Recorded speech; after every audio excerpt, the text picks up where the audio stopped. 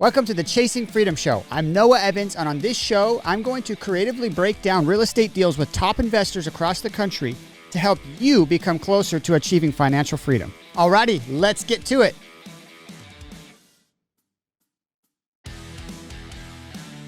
What's up, guys? Welcome back to the Chasing Freedom Show. Today, I've got a pretty awesome guest. You probably know him. You probably love him. It's my cousin, Cody Kewley, out of Florida. And this is going to be a fun episode. I was waiting for Cody to ask me when he wanted to come on. And I asked him the other day, I was like, hey, dude, when are you going to ask to come on the show? And he's like, no, I've been waiting for you to ask me. So here we are, 41 episodes in, and Cody's never been a guest on the show. So I figured it's about time. Thank you. Thank you for inviting me. Yeah. We had that conversation yesterday.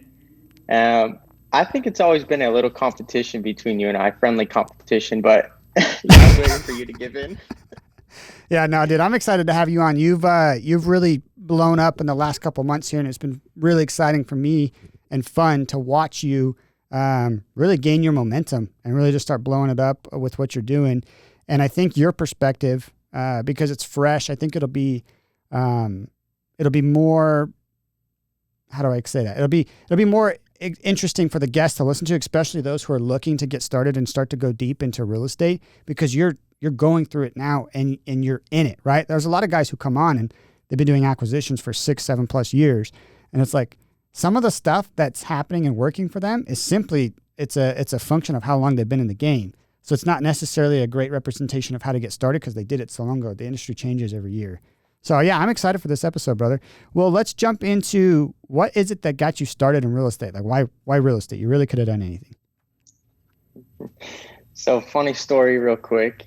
Actually, you got me into real estate. I'm always a firm believer in, things do happen for a reason. I remember taking, my neighbors would pick me up from school and she asked me, what do you want to do one day? I just want to be a millionaire. I know I will be one. You and I would always joke around like, how can we get rich? We could buy Lamborghinis, like have a ton of dogs. That's just what you love. And so I really thought about it and just popped into my head, real estate. Well, flash forward 10, 12 years. I was still lifeguarding. You had just moved out and you had said, you were doing real estate, but you had kept following up with some lady and you finally closed the deal. And I was like, you don't have your license? What do you mean? Anyways, you planted the seed, visited you while you were in Washington, and how professional you kind of held yourself up and people were calling you. And I was like, how are you doing these deals? It doesn't make sense. Flash forward again. When I was living in Oregon, you were in Idaho and you were doing deals with people in Idaho. And you said, hey, I want you to hit kind of like, I want to show you how to do this. And you took my hand, threw me in a deep water. You said, call these buyers. If you could sell this deal, you'll get a portion of it. And I was just happy to test it out. Like I didn't know where to start. I didn't know how to start. I didn't know anything about it. So we were pretty much just calling people. I remember called like 40 people, looking up people on Facebook, random people that you had already talked to. They're like, is this the deal with Noah? I think it was you and Jeff at the time. And I was like, yeah, I think so. I was like, you guys like it? They're like, no. No, it's a bad deal. Yeah. Anyways, so we, I think, I didn't bring anybody. And it was somebody who we actually talked to before though. And then they had actually come and checked out the property. And, you made the deal work with them. I think you and Jeff at the time, the very first deal, you made it work with them. They ended up buying the property and it worked. And then, you said, hey, you didn't even tell me anything. You just literally handed me a check. I remember I went to the bank with you and you're like, hey, I think it was $800. You're like, hey, here's $800. You really proved yourself. And that's really important though. That proof of concept check. That's all it was. And, ever since that, I think we were calling every single day on the phone, like how to start a business up, how to do this, how to do that. and you just went exponential. And I was kind of like, how do I do this? How do I do this? But that's pretty much what got me started in real estate. That's awesome, dude. It's funny because I look back and also when I look forward, and one of the weird things I always like to do is I always like to imagine what people would say at my funeral. Like what legacy do I leave behind? And one of the most important things that I want is I just want to open up doors for my friends and family. That brings me more impact than the check at the end of a flip or project actually brings me, is how much impact am I leaving behind? And it's cool to hear you share that story. And sometimes it's even hard to remember that really wasn't even that long ago, right? And it feels like decades ago. But I think that's the nature of things when you just move quick, right? So that's awesome, man. And one of the things I wanted to point out to people is along your journey, especially there in the beginning, you know, there was doubt, there was fear, but there was one thing that there was never a lack of. There was never a lack of action. You always took action, right? Like whether or not you fully believed in a process or if something was going to work, you were always at least willing to try it out. And I think that's what separated you from all the other people who say that they want to do it and never get anywhere, is action. You were always willing to hop on the phone, to make a phone call, to call somebody up, regardless of what that outcome looked like, because we can't control the outcome. We can only control the input, right? And so you focused on the input. Well, hey, I can put in the time. I can put in the effort. I can go the extra mile. I can make that extra phone call that everybody else doesn't want to make. And what were the results? You end up closing deals, right? So it was funny because at that same time that you and I had started doing some stuff together, there's a bunch of people that were starting to call me and ask me, how do we do this? How do I get started? And I was really just trying to be careful about how much time I put into everybody, because not everybody was taking action. And I don't want to waste my time with people they want the advice, but they don't want to take any steps further. They just think that it's going to be quick and easy, right? Because they saw where I was at and that I was doing deals, and they thought, okay, I could just step into that. They didn't realize that I was already 12 to 16 months into failing, right? Failing forward, constantly trying, deals not happening, deals getting taken from me, deals falling apart. And I had a couple successes, but it takes time, right? And you know that. How long did it take you to get your first deal? On it, I think I actually got really lucky. Between you and I partnering up on that first one, or letting me in on that first one, I really didn't want anything else, and I really didn't have a choice. You know, when there's a point of no return, I quit my job. It was awesome, dude. Not right after that $800, but you were like kind of counseling me through it, like you can do it. You can definitely do it.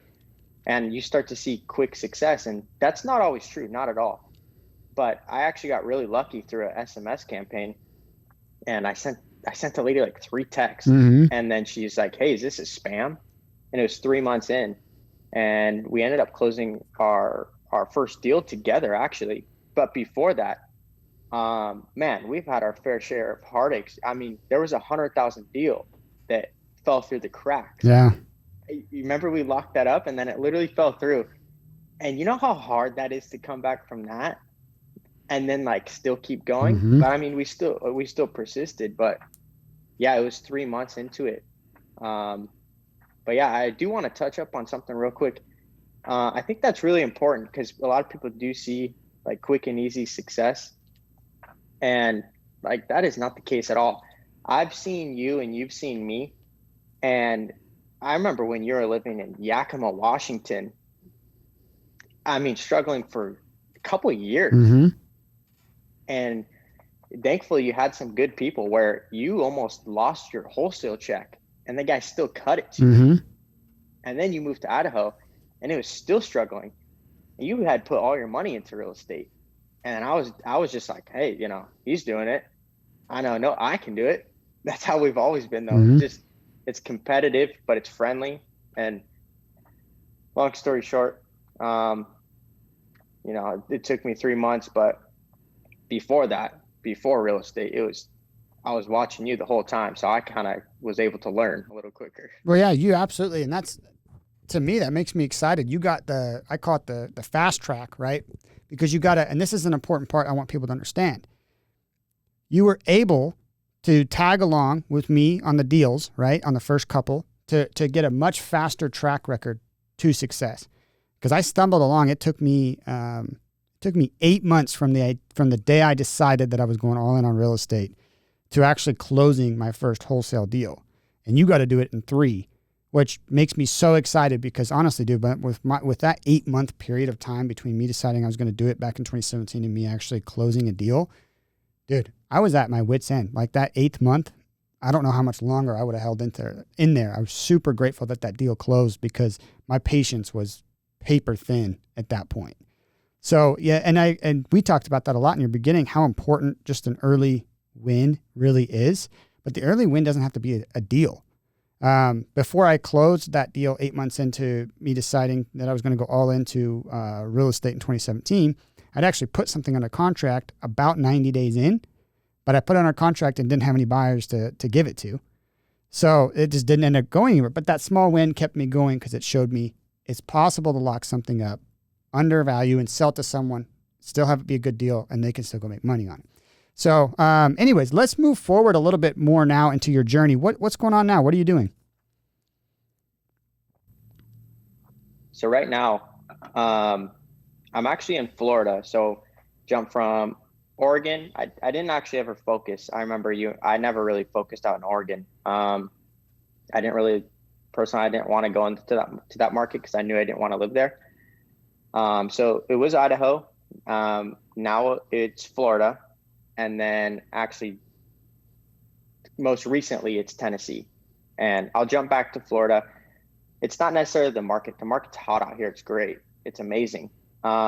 Me personally, I just didn't have luck. And dibbling back a little bit, I have to. After that third deal, or the 3 months into that first deal, I didn't get another month until like 8 months in. After that, it was a huge dry spell, and I didn't change anything. It just happens. I was calling consistently, texting, all that good stuff.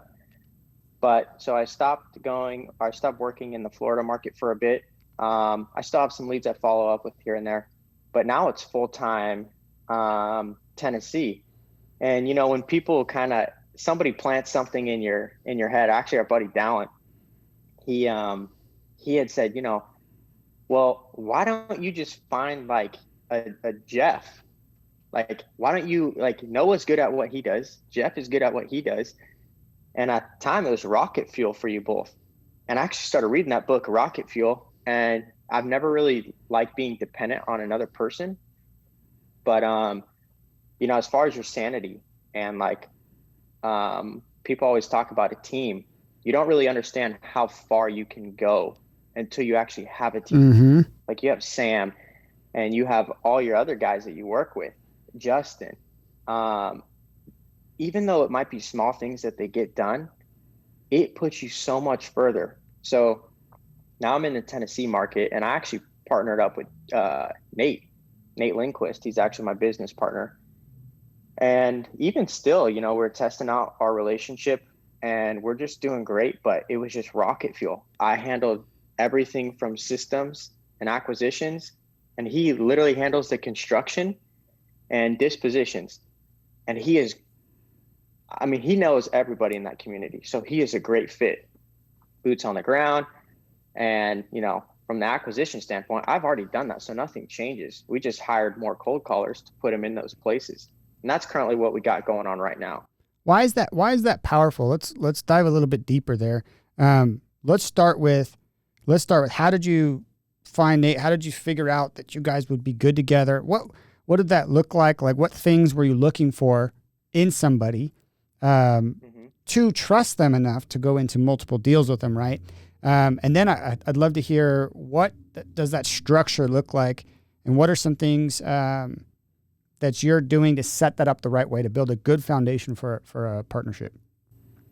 Yeah, that's a great question. I'm a firm believer that you will get burned within your lifetime with people that you work with, and not everybody's compatible. So like, how did I first get started in that market and meet Nate? Well, I actually was looking for a property for my parents. And this is how I kind of discovered that, Tennessee was a little bit better for me at the time.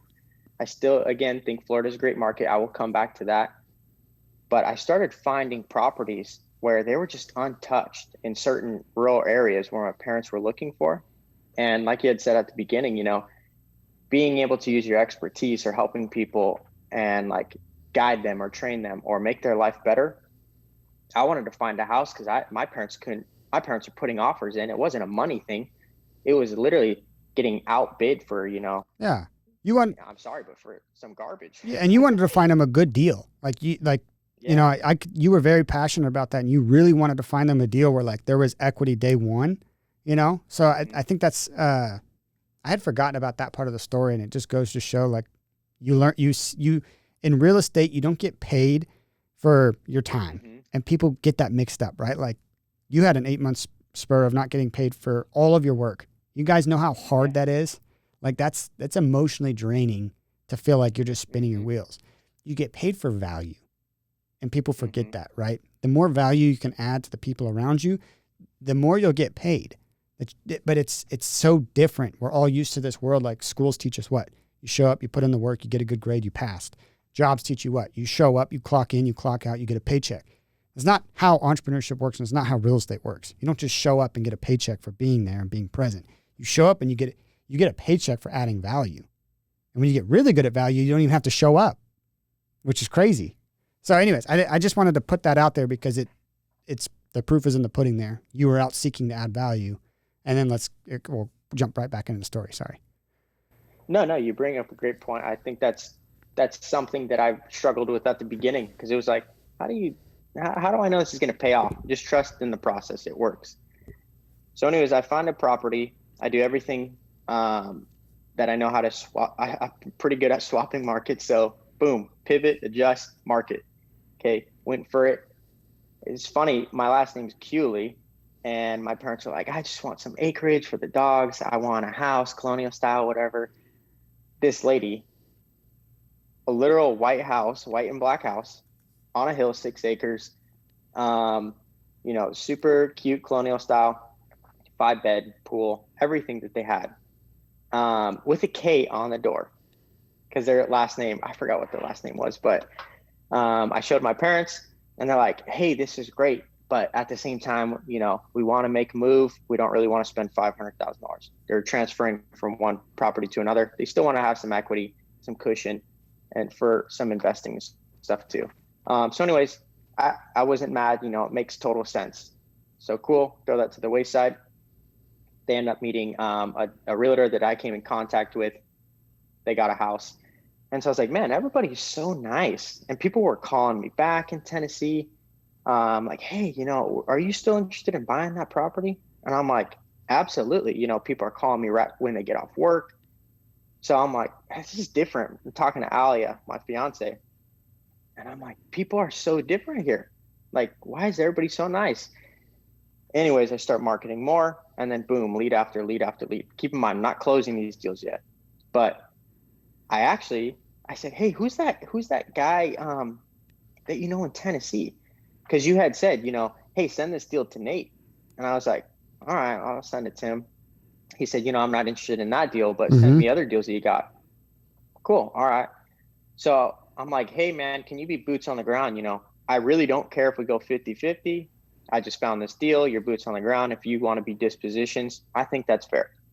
Anyways, I call him up and I'm explaining the story. And he's like, 123 Main Street. Are you kidding me? I'm like, yeah, why? He's like, I literally just had an appointment with them. And I'm like, what? Shut up. No, that's not true. I was like, over on 123 Main Street? He's like, yeah. And so his buddy from California was using Nate as his boots on the ground and partnering up to go check it out. And I was asking Nate if he could check it out, and we were going to the same property. And like confidently, but like jokingly, I told Nate, I was like, hey, let me know what you need to lock this property up for. I'll get it for you. And I said, and this is part of providing value too.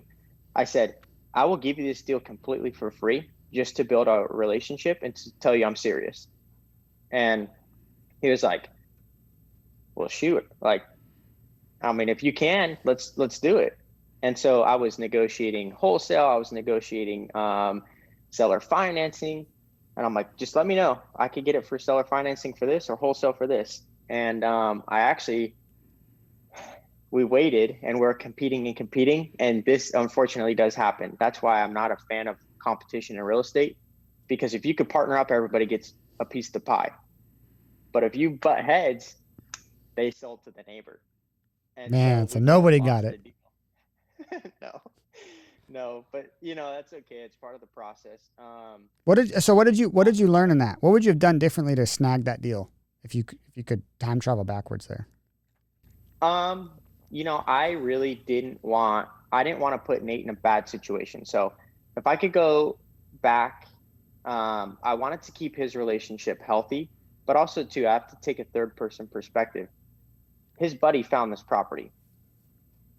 I found this property. Nate's in the middle. He's checking it out. I can only assume that his buddy might say like really, like your buddy got in contact on the same day. And I had just met Nate, and I was like, I can't do that, So I have to kind of take a step back, and I'll do the best that I can for negotiations, let them go first, whatever. In a perfect world, I would have hopped on a phone with Nate's buddy, told him the situation, and I would have said, hey, instead of having competing bids, let's try to lock it up tonight. If you guys want to do a 33 split, cool. If that didn't work, I'd say, hey, you guys found it first to strengthen this relationship. I know we're going to do more deals. I would have just taken a profit cut. And actually, that's one thing that you are really good at from the beginning of time in real estate that you've done. You've always, always taken a cut if it needs, but you're also willing to stand your ground. Mm-hmm. And I think that's really important. You're not one to be taken advantage of, but at the same time, if there's a relationship to be built, you'll always take a pay cut. Absolutely, dude. Because what does that do? Like, I'm actually really excited to this next part of your story. You being so willing to consider the relationships with Nate, and with not only Nate, but Nate's relationships, right? Like that extended beyond just your circle. But I think that showed a higher level of thinking because you were considering his circle as well. So now what did it turn into? Give us the present day view of the relationship with Nate and what your business looks like because of it. Yeah. It's honestly, it was like, so that relationship, I'm like kind of speechless a little bit because it went from like nothing to the moon. Like it is crazy. And our first month, so I have to touch up a little bit on, after that deal, nobody got it. Jonathan knows about me. I know about him, and Nate knows about us. And I told Nate, I said, hey, Nate had got in contact with this other company called REI Sift, and it's a data management, I should say. Amazing tool. And I use them in my business. And Nate said, I paid for all these courses. I love the product. I'm just not good at it. Like, I am not good at that. And I said, boom. Like, that is my bread and butter. Like, when you came down to Florida, we're on vacation. I'm like cleaning up my data, like messing around. You're like, what is that? I'm like, REI Sift. So little plug for REI Sift. I love that company. But Nate, I found a hole that I could fix for him. And I knew going into a market fresh, I'd be having to find buyers, pull new data, all this stuff. So I told Nate, as collateral, I'll give you all my data in Florida. And I said, we work your data in Tennessee since you already have it. Matter of fact, I'll work it, I'll call it, and I'll close them. And he had already had leads coming through because he was doing some SEO. He was doing all this other marketing. So Nate said, let's just do a deal by deal. I said, perfect. Let's JV on every single thing. So joint venture, for those of you that don't know, you just partner up deal by deal basis, nothing formal written up. It's just an agreement per deal. So we get a couple deals. December, I call his list, and I'm just going 200 single line dialing because it's the most effective way that I found. You're getting about 200 dials a day? 200 property contacts. Okay. So I'm dialing probably, I can't give you the rough numbers, but if there's like 5 numbers per contact, roughly I'm hitting 400, 500 dials a day. So just boom, hitting the phones.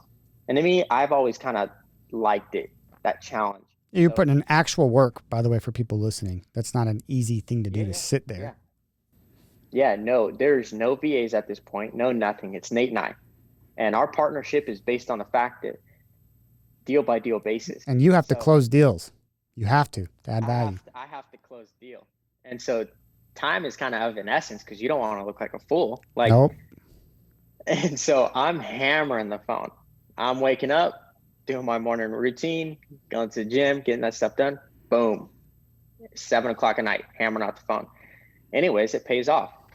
1 deal, 2 deal, 3 deal, lock it up. And so 3 deals within the first month. And Nate's like, this kid's on fire. And I was like, man, I've never had this luck before. So keep in mind, I've never locked up 3 deals in 1 month. Like never. And that's where that old saying, compound interest and, compounding your skills and compounding your habits. One day, all it took was just a catalyst, boom. And it was just compounding after compounding. Long story short, it was 3 deals we locked up. We sold like a mobile home on a decent lot. We sold 2 lots, and then we had locked up a third property, and it was just kind of rocket fuel from there. And then we were kind of like we knew these deals would close in January. We said, how do we scale this? A lot of people talk about systems and scaling, but they don't really tell you how to do that. So we didn't want to go to a company because Nate had already used one, and they were just headhunters. They were, there's an $8 fee for this one person, but they're capturing a $4 fee on top of that. So they're making $4 profit. Meanwhile, you're paying $12. So we start putting some ads out on Craigslist. We found some sweet cold callers. But break that down. You put the ads out on Craigslist where? So it has nothing to do really with,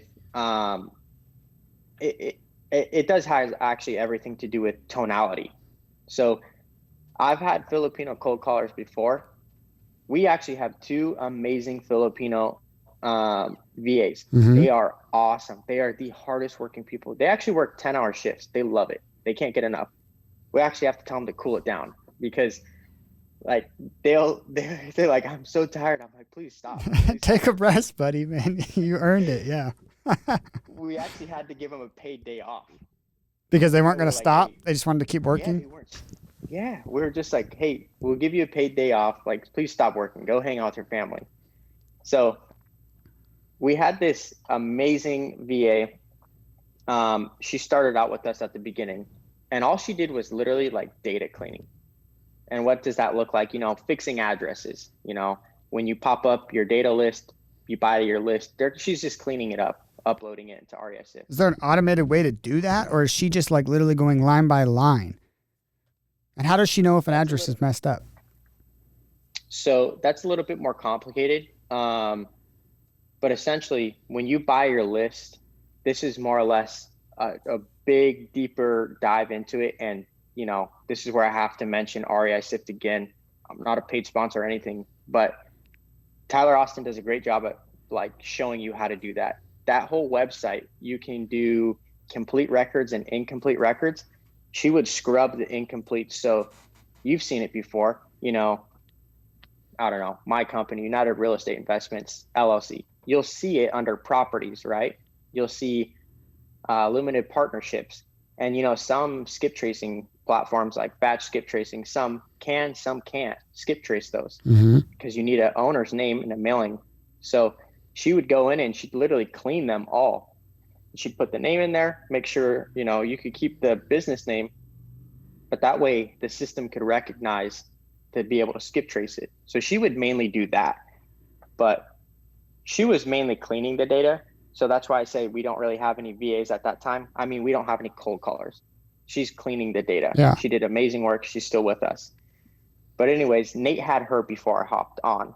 So one thing that we did before was Nate kind of handled Nate used to be supply chain manager. So he's very systematic and like operations based. So he said, what are we looking for? Nate said, I want some Costa Rican, Spanish, like like bilingual, who can speak perfect English, because that's really important when you're on your phone. I mean, I still struggle. It's just what it is. You still If struggle speaking somebody's English? calling It's hard. me, yeah, Just yeah. kidding. When somebody picks up the phone and like I hear like something about like my bank account, I'm on edge. And if I don't hear that it's like American, Mm-hmm. I'm a little bit on edge because you see all these scam videos. So how do you think they're somebody's biggest asset? Like they're Yeah. not going to want to Someone from the sell. Philippines is calling and saying, "Would you like to sell your house?" And you're like, "Yeah." Would you also like my social Yeah, security number with it? yeah, Yeah. yeah. So, anyways, a lot of these people from Costa Rica, they speak like fluent English. From Spanish, from Mexico, they speak fluent English. They're hard workers, and we picked up four members, four cold callers, and we sourced them all ourselves. From the It took Craigslist ads, right? yeah, So yeah, you we got a ton. you did. I just want to break down this part of the story because it's a very unique aspect, and I love the twist you put on it. Is a really smart play. You set up Craigslist ads in Costa Rica for cold callers, right? It's not, you didn't do I just wanted to Mhm. preface that because it's a really smart move. I love what you did, but you didn't set up an ad in Florida looking for Costa Rican cold callers. That would have given you really different results. So Yes. I love that you made that move, and I just wanted to make sure people heard that because I think that's a unique part of the story. Yeah, yeah. So we got four cold callers out of it. One's from Belize, one's from the Dominican Republic, one's from Mexico City, and one's actually from Jamaica. And I'm telling you, we got lucky. We hit some gems. Two of them have degrees. One of them is working to become a doctor. And then the other one has been in real estate for 20 years doing land deals. And all these people are just assassins on the phone. Now, keep in mind, they're not good at closing yet, but they are amazing. Vanya, one of our other ladies, she had been in timeshare. Wow. Timeshares, right? Yeah. She sold timeshares, right? Is that correct? Yeah. Yeah, and she's like very aggressive, like on the phone. Not like aggressive to where you'd get She'll off, force them but right like into selling, huh? when she Oh smells yeah. blood, she's like, oh yeah, tell me more. Like just a phone assassin. She's awesome. Um, but they're all great. And then actually we just implemented our two data ladies who are in the Philippines. They're amazing. It's literally low barrier to entry. All they do is clean data. And then sometimes they'll skip trace like contractors for us and all this stuff. And then actually we felt like we wanted to give them more responsibility and be a bigger part of our team because we didn't want it to be two different sectors. Right. You got the cold callers and you got the people working on data. No, we wanted to kind of like commingle it to where everybody felt like family. So we actually started having them do our SMS, and they're amazing. They are amazing at it, and it actually circulates back through to where we're not texting those people who aren't interested again. We're not texting the people who opted out. We're cleaning the numbers where people say wrong number, dude, and we're marking those numbers so we don't text those numbers again. And if all the records get exhausted, we just have the ladies clean it again. Boom, find the person. That's And cool. that's huge. Yeah. Yeah, it's huge because it cleans itself. And so that's what we're working with right now. And I went from calling, man, like 12 hours a day, maybe 10 hours a day, to probably calling like maybe 4 to 2 hours, depending on how many appointments I have. And it's mostly at the end of the day. And then I'll do some spot checks. I'll listen to some recordings. But they really did free up my time. And that's the importance of a team, to like wrap the team up, give them some roles.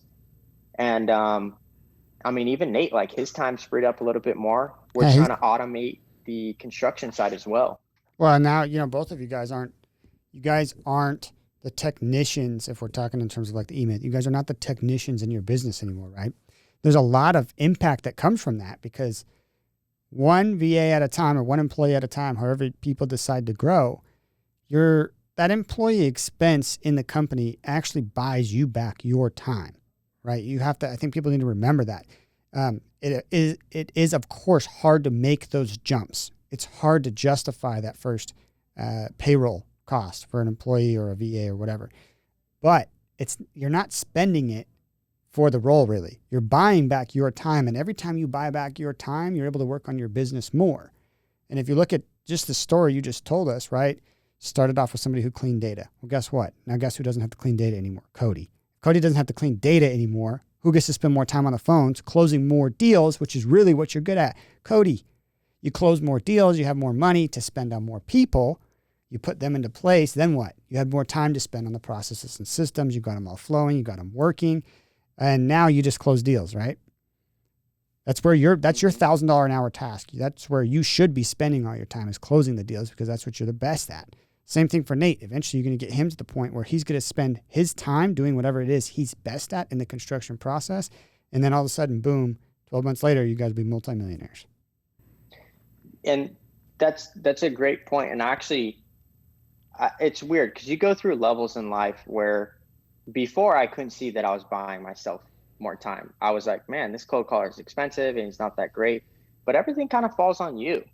Like, you got to train that person, train them right. Totally. If you want to get your time back. And not only that, a lot of people, what they end up doing is throwing a lot of stuff to their VAs or to their, people that they work with, and just throwing stuff with no systems or processes, or they've never done it before.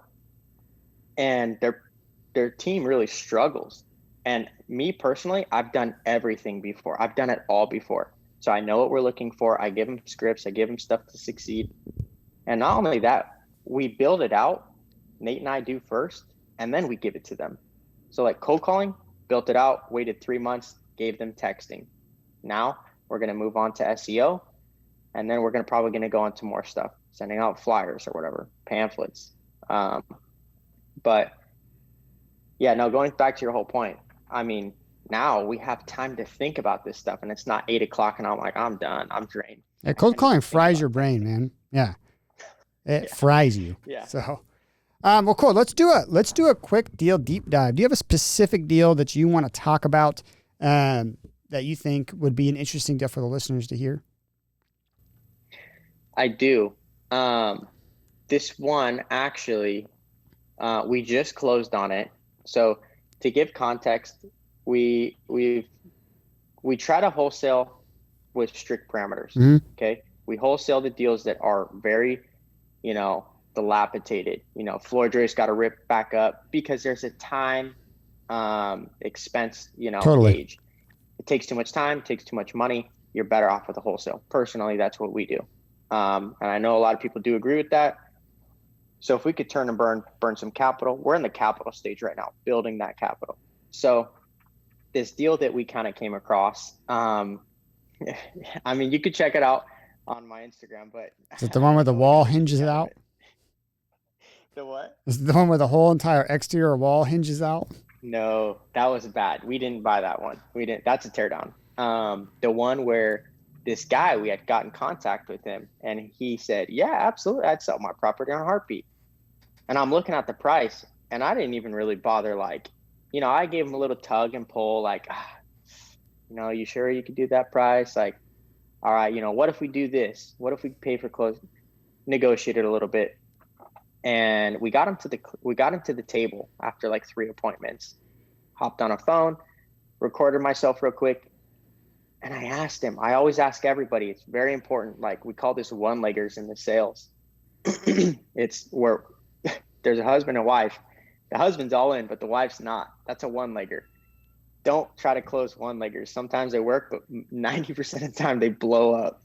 So I asked him, hey, did your wife say yes? Can I get your verbal confirmation? You talked to her? Yeah, I talked to her.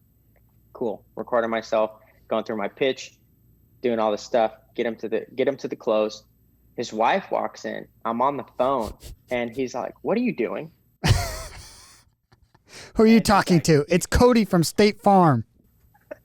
Literally, you can hear the stress and just cut through the air. You can tell he was like, nothing. She's like, what is that? You're starting to sing like it's a song. He's listening Oh to. my God. I just sat there like I just sat there quiet. And she's like, is that the purchase and sale? You're not selling that property. Long story short, she blew up on him on the phone and he still signed it. And Oh man, you know, I was like, oh, I was like, might as well sell the something house doesn't before the feel right. divorce, man. Yeah, something didn't feel right. And I'm like, okay, it's either, and it was only in his name, but I had been calling him back and calling him back. Hey man, we really need to check this property. We're going to wholesale it. Mm. For those of you that don't know wholesale, it's not a wholesale. You go buy it and then you close it on the market. But either way, we're going to go wholesale it. I'm trying to get an appointment to let Nate in and he doesn't answer. Boom, doesn't answer. Anyways, I end up calling him back. He answers at like 8 o'clock at night. And I'm like, hey man, we've been trying to get a hold of you. Like, can we check out this property? He's like, no, I try to get in contact with my wife, and, blah, blah, blah. I said, can you just give me her number? He's like, I'll give you the tenant's number too. And I'm like, no, just give me her number. So I call the wife up and she's like, who is this? And I'm like, oh, this is Cody. We locked up that property. Just want to make sure everybody's on board. I didn't even know you guys locked that property up. There's a tenant in there she's a single family mom and she has a kid in there. And, she's on like welfare and Section 8 and all that stuff. And I was like, man, I'm glad you told me that because I can't proceed with this. And I told her, I said, we put some money out for this property. Do you have anything else that you'd want to sell? And she said, yes, I do. I would sell you this property. And it was like right down the street. She ended up selling it to us for like half the purchase price of the other one. It was probably in better shape too, huh? It wasn't in better shape, but it was a better spread. And she's like, yeah, she's like, 80,000 it's yours. And I said, hey, just, push pull. I said, hey, my partner came back, our contractor did the scope. We're going to need to buy this for around 60. She's like, all right, done. I'm like, holy cow. Okay. Lock it up. Boom. He signs, she signs. And so going into this deal, we're still working on it right now. We just, we closed on it, I think a week or two ago, and new roof. It's going to be fully gutted just because it's the old plaster. So we have like very cheap, or not cheap guys, but cheap labor that does the drywall. I think it's like 22 per board hanging. It's not bad at all. So it's not bad at all. So 900 square foot. We in-housed our electrician, all that good stuff. So I think we're going to put 50 or 60,000 into it. That's including new everything though. So like new roof, new, what is it called on the outside? Drawing a blank. Vinyl, vinyl siding, new doors, new windows, vanity, flooring, all that good stuff, paint, and then trimming up the trees. But it's a cute little house. Got it for 60, and I think we're going to list it in the 280s, I think. 280, 290s. It's awesome. So amazing little property. But as far as that, yeah, that was an amazing deal. And me personally, I didn't want to cancel that deal, but I knew morally I had to. But I also knew they had other properties. And I was trying to look out for our staff because we pay them commission. And she wasn't getting a deal for like the first month. But it's almost like you wanted to make a dream come true. And so I was like, so glad that we locked it up because now we get to pay her a commission. And she was stoked. She was like, oh my gosh, I'm so glad. But that was. So what was the lead source? What was the lead source on that deal? Cold calling. Cold calling. Do you know what kind of list you were calling? I'd have to go back with that one. Because that one, we didn't really get that from a list. We got that from, I think it was actually, don't quote me on it, but it might have been a code violation with that other property that we were working on. But somehow she was in our database, and we never contacted them for this other property. Oh, nice.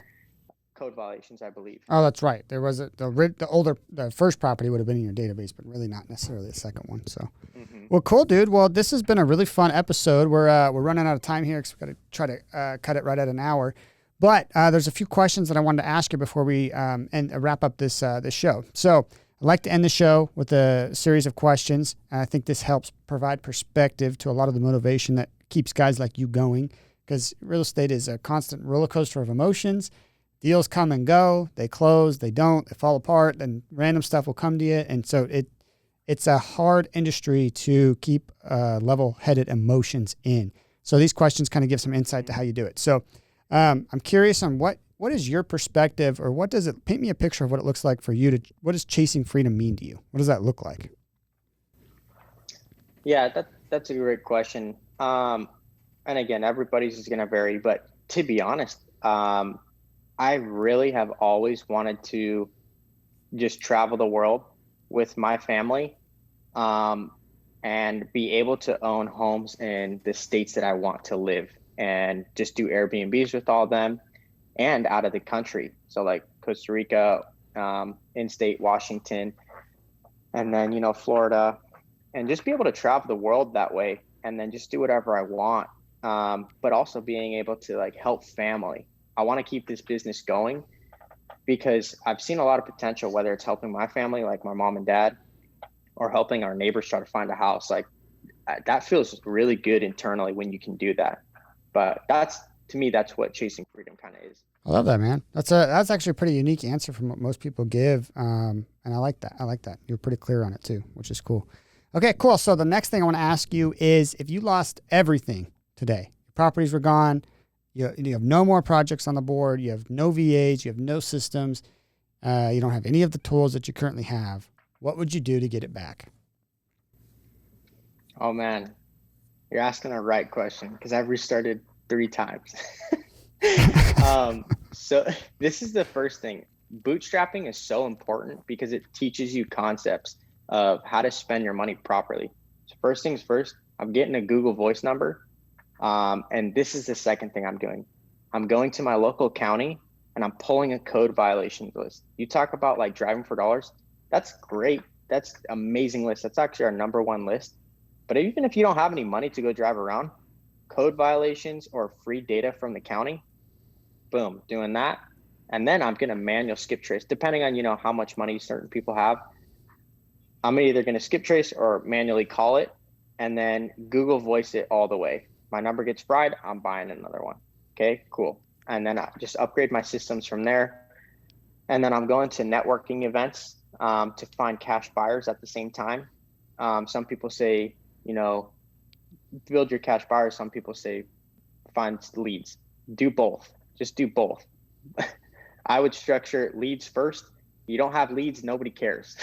Yep. But that's literally the exact thing I would do, and just hammer away Mm-hmm. at that. And then most people fail at the beginning a lot because of their follow-up. So you get a lead, follow up with them every single day. If they're hot, if they're cold, weekly. That's what I would do. And that's legit 90% of what we still do. And it works amazing. And that's the foundation that you actually build an entire marketing and acquisitions company off of. It's calling leads, right? So you figure out how to do it yourself. You figure out how do you get phone numbers? How do you track this stuff? How do you follow up with it? The acquisitions doesn't change no matter what scale you're at. It just gets bigger. No. So I love that. No. Last question for you. Do you have any books or podcasts that have helped you along your journey here in real estate that you would recommend to other people?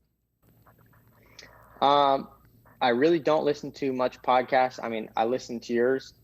I've heard a couple bigger pockets, but I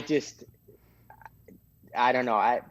Audio, like podcasts are great. But I just don't listen to a lot of real estate, mainly because I noticed at a time it took me away from what really mattered, and it made me so distracted of other people's success. Totally like I would get shiny object syndrome. So I had to pull back. I barely listen to podcasts, but as far as reading, you're secluded with that book and people are training you. Right now I'm reading Oren Klaff. It's a pitch anything, I believe. Oh, yeah. And that's an amazing book. Obviously Rich Dad Poor Dad, you have to throw that in there. And then my all-time favorite, I'd have to say, is Chris Voss, Never Split the Difference. If you want to get into acquisitions and sales and kind of just learn how to structure either what you're saying or how to present. It's an amazing book. Those are my top 3 though. Yeah. I think I've read Never Split the Difference 3 times now. And as you were saying it, I was just thinking, I was like, man, I'm going to go talk to Justin after this show. I think we need to revisit the book again. Yeah, so you do.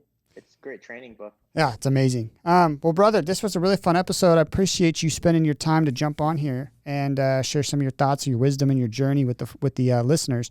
Is there a way that people can get a hold of you if they want to reach out to you? Yeah, absolutely.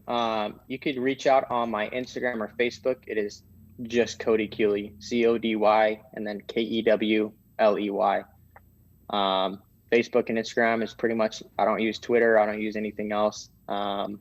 Yeah, let's just connect. If you're in Florida, I'd love to connect with you. In Tennessee, absolutely. But that's pretty much it. Cool, man. Sweet. Well, thanks again for jumping on, and we'll see you around next time. All right. Thanks for tuning into this week's episode, you guys. For more awesome real estate content, you can check out my Instagram. It's just Noah Evans _real estate. It'll also be in the show notes. If you want to reach out to the guest, their contact information and websites and however else to get a hold of them will also be in the show notes. All of our podcast episodes get thrown up to YouTube. And for more awesome exclusive content, please go check out the website. We'll have that link in the show notes below as well. All right. Peace.